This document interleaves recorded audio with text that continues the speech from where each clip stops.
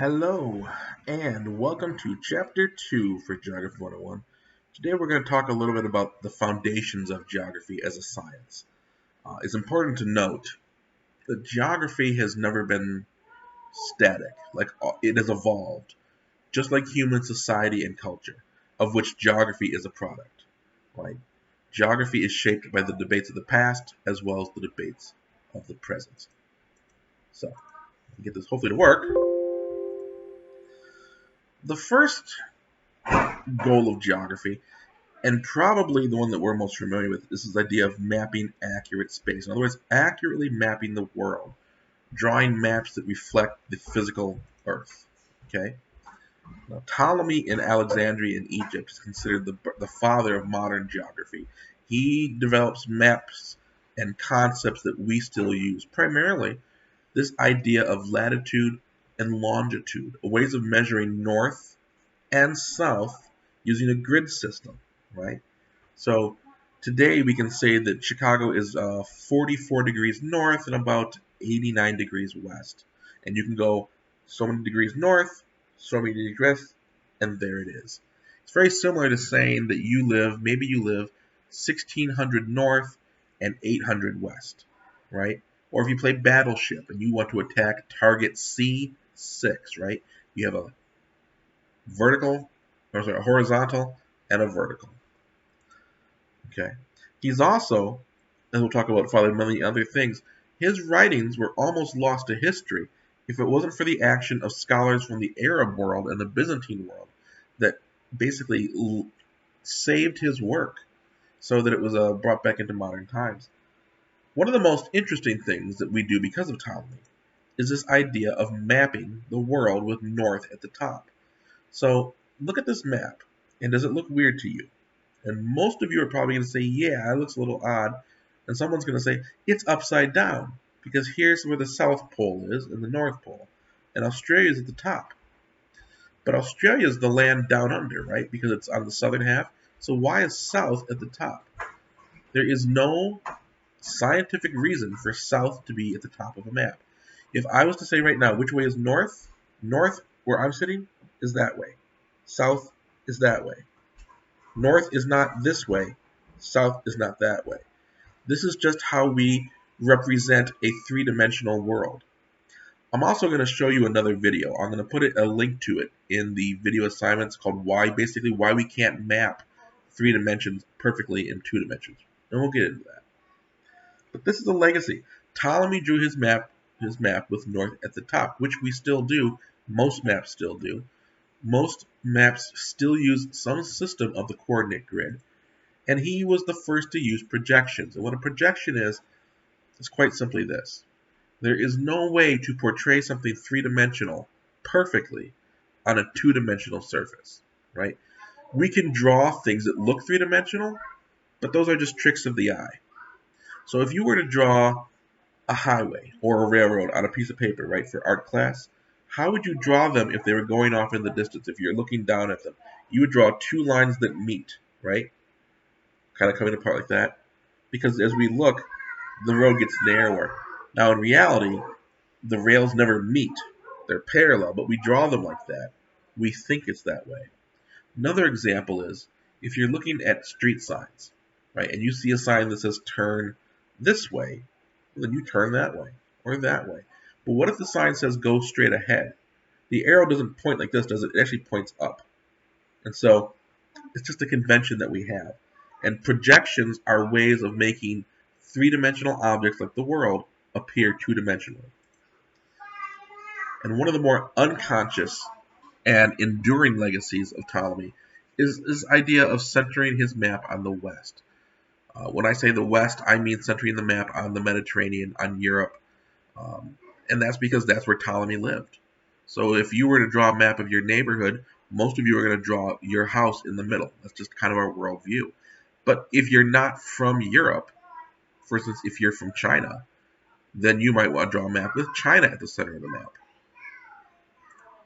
Now, another thing that the geographers did to try to make an accurate world was to actually determine how big the world is.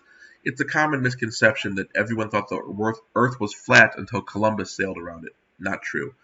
Most people have known the world is a round sphere for hundreds of years, thousands of years, and they were trying to figure this out back then. They were actually using geometry. That's what the math of geometry, geometry, measuring the earth, was developed to do. And an early geographer, Eratosthenes, used math and observations to come up with a total for the circumference of the world that was only about 1% off. Ptolemy, by the way, much less accurate. But his writing was more widely viewed, and so his numbers kind of stuck. Later on, another scientist, Jean Picard, when doing his mental discovery, the Earth is not perfectly flat. We're actually an oblate, or kind of a lopsided globe. Quite simply is this. As the Earth rotates every day, it spins so fast at the equator, it bulges. So the Earth, yes, is pear-shaped. It lightly bulges at the hips, and it's flatter at the top. Now, geography was part of a wider branch of science called cosmography, which was the study of everything. In geography, there was no difference between studying the Earth or astronomy, not astrology, astronomy, studying people, studying the stars. All this was one large science. It wasn't until the 1800s that we start to see geography being taken out and made maybe a more separate science focusing on spatial relationships.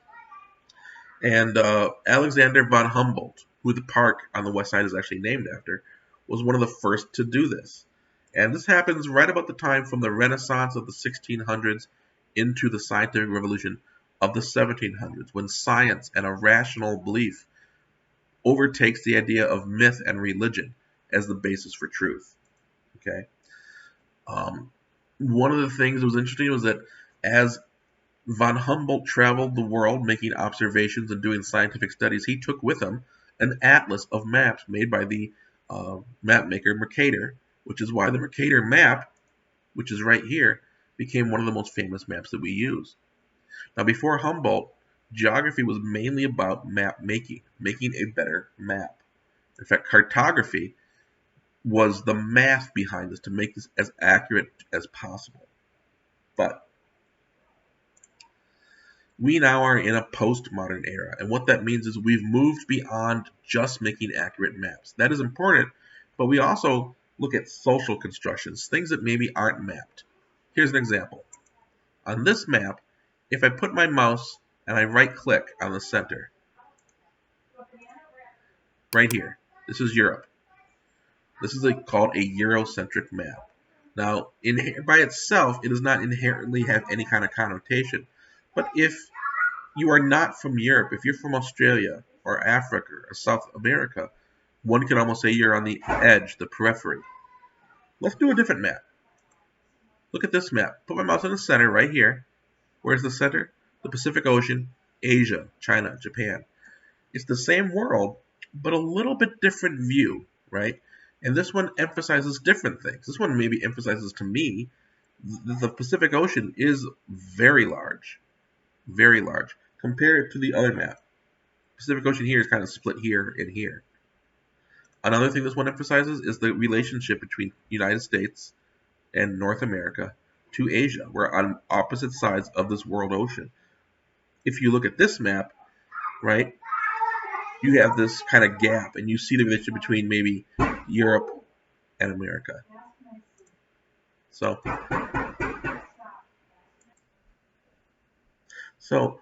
that is the idea of mapping absolute space, right, that we talked about, these maps. If I get this to work here. Absolute space, where you focus on the grid of latitude and longitude, right? Mathematical precision that is accurate, it's absolute, it gives you a fix. The one issue with this, and this is where postmodern maps differ, is this idea of character. So I can tell you that I may give you an address. I live at 6800 Wolcott Street, right? Now, I can also say North Wolcott Street or South Wolcott Street. And that tells you where on a map I'm located. But it doesn't tell you much about the neighborhood, does it? Is it a nice neighborhood? Is it full of houses? Is it a business district? Is there a lot of crime? What about the people who live there? What are they like? That's relative space. Relative space is the concern of human geographers, and we look at the social connections, political arrangements, economic conditions, right? So if I said north side of Chicago, west side of Chicago, south side of Chicago, and downtown Chicago, right? All of those areas probably have different images inside your head, almost like a different flavor maybe. That would be relative space. And one of the first things that was done to explore relative space was mapping things like crime. They were called moral statistics because these were things that were what they viewed as basically part of morality, where criminals acted, right? As opposed to scientific matters like this is where the river goes. Now, the first relative maps were crude in the sense they didn't have modern statistical techniques. So they would draw a map, they would put a little point on the map where crime occurred, where somebody was robbed or beaten or murdered, and they could look at the map and say, oh, well, there's a lot right here, not so much right here. Today, with modern technology, we can do that, but we can also measure what is the average occurrence in this area, how far is the next related event. We have much more sophistication when it comes to that. But it's still used today in policing.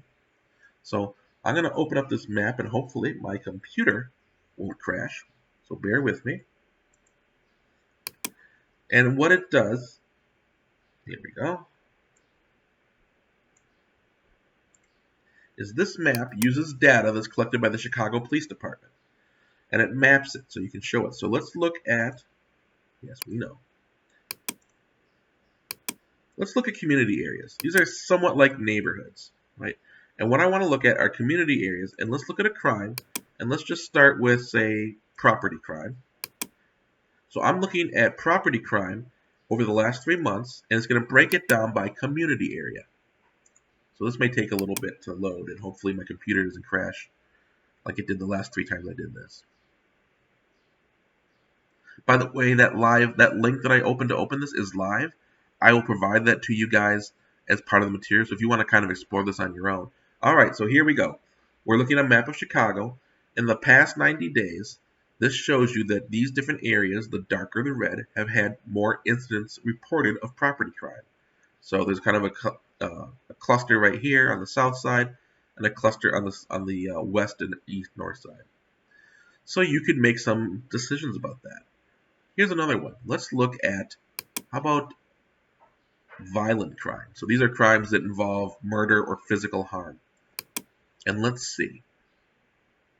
So again, you have a very similar cluster, don't you? Let's look at a different crime. Let's look at something that isn't maybe as violent. How about forgery and how about embezzlement? Embezzlement, fraud, or forgery? Let's do forgery and counterfeiting. Where are people writing bad checks and pension monies? See, now a little bit different. A lot of them are happening downtown in the Loop. Well, if people work downtown, that could be very well. Not a surprise, you're right. I'm going to close this out.